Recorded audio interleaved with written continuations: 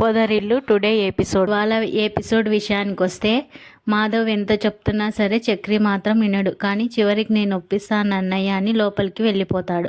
లోపలికి వచ్చిన చక్రి మహాని అడుగుతాడు, ఈ రిసెప్షన్ గురించి మీకు తెలియదా ఏంటి అని. మహా సీరియస్ అవుతుంది. ఈ పెళ్ళి నిజం పెళ్ళి కాదని మీ వాళ్ళకి చెప్పేయండి. ఈ ఏర్పాట్లు కనుక ఎక్కువైతే ఇంట్లో వాళ్ళందరూ బాధపడాల్సి వస్తుంది.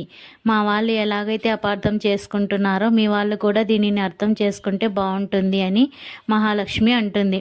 కానీ మహాలక్ష్మి మాత్రం ఎంత చెప్తున్నా చక్రి మాత్రం మౌనంగా ఉంటాడు. ఇది నిజం పెళ్ళి కాదని మీ వాళ్ళకి చెప్పండి అని మహాలక్ష్మి అంటుంది. ఈ ఫంక్షన్ కనుక జరిగితే పర్మనెంట్గా నేను మీ భార్యనైపోతాను, ఇది ఉంచుకోండి అని మహాచక్రితో అంటుంది.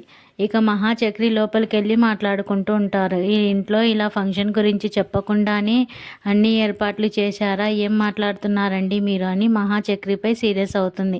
కానీ చక్రి మాత్రం నాకేం తెలుసండి, వాళ్ళ ఆనందం కోసం వాళ్ళు చేశారు. కానీ మనం ఇప్పుడు బయటికి వెళ్ళకుండా మా ఇంట్లో వాళ్ళ పరువు పోతుంది. ఇంట్లో వాళ్ళు ఇలాంటి ఏర్పాట్లు చేస్తారని నాకు అసలు తెలియదు. అయితే నీ పక్కన నేను నీ భార్యగా నిల్చొని ఫోటోలకు ఫోజులు ఇవ్వమంటారా అని మహా సీరియస్ అవుతుంది. మీకోసం నేను మీ భర్తగా మెడలో తాళి కట్టాను, మీరు నా కోసం ఒక అరగంట సేపు బయట నిలబడలేరా అని చక్రి అడుగుతాడు. మహా ఎంత చెప్తున్నా సరే వినకుండా ఉంటుంది. అప్పుడే గదిలోకి మాధవ్ వచ్చి మీకోసం కొత్త బట్టలు కొన్నాము, ఇవి తీసుకొని రండి అంటాడు. మీరు ఇప్పుడు మీ వాళ్ళకి చెప్తారా లేదా మీ వాళ్ళకి మోసం చేయాలని నాకు లేదని మహా అంటుంది. మీరు మీ వాళ్ళకు మోసం చేస్తున్నారు కానీ నాకు మాత్రం మోసం చేయాలనిపించట్లేదు. చిన్నప్పుడు మా అమ్మమ్మ వాళ్ళ ఊరికి వెళ్ళినప్పుడు మా మామయ్య ఉండేవారు. ఆయన అంటే నాకు చాలా ఇష్టం. ఆయన చనిపోయారు. ఆయన ప్రేమని మీ అన్నయ్యలో చూస్తున్నాను. అలాంటి ఆయనను నేను ఇప్పుడు మోసం చేస్తున్నానని నాకు చాలా బాధగా ఉంది. ఇప్పుడు అర్జెంటుగా వెళ్ళి మీరు ఈ నిజం చెప్తారా లేదా నేను వెళ్ళి చెప్పనా అంటుంది. ఇక బయటికి వెళ్ళిన చక్రి అందరినీ చూసి షాక్ అవుతాడు. ఆయన అలాగే రమణయ్య రావడం చూసి అక్కడున్న నారాయణ, ఈ గుంటనక్కలు వచ్చాయి కదా, మనం వీళ్ళని ఆశ్చర్యపరిచేలా చేయాలి అనుకుంటాడు.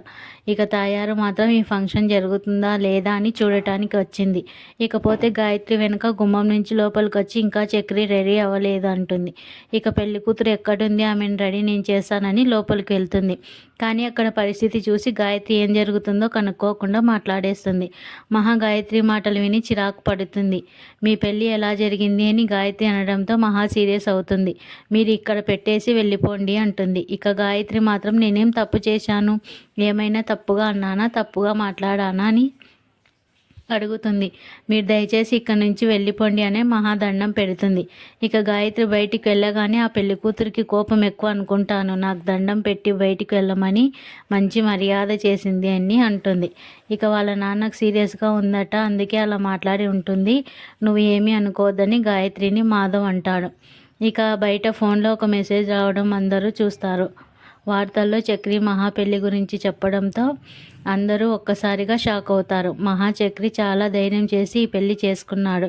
ఇప్పుడైనా అర్థమైందా, పెళ్లి వాళ్ళందరికీ పెళ్ళి అయ్యింది అంటాడు కేశవ. ఇక చక్రి మహాతో నేను మాట్లాడుతానని లోపలికి వెళ్తాడు. మహాలక్ష్మి మాత్రం మీరు ఇంకా నిజం చెప్పలేదు కదా, నాకు అర్థమైపోయింది, నేనే ఈ విషయాన్ని అందరికీ చెప్పేస్తానని బయటికి వస్తుంది. అక్కడితో ఈరోజు ఎపిసోడ్ పూర్తి అవుతుంది.